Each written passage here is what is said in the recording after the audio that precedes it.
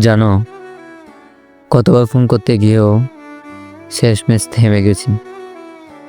অগণিত SMS লিখে আবার মুছে ফেলেছি নিঃশব্দে।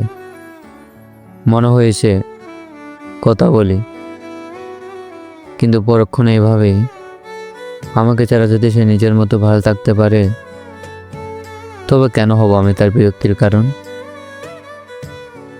মাঝে মাঝে খুব ইচ্ছে করে হৃদয়টা যদি বদলাতে পারতাম, তাহলে হয়তো সে বুঝতো আমার ভেতরটা কেমন করে চুপিসারে ভেঙে যাচ্ছে।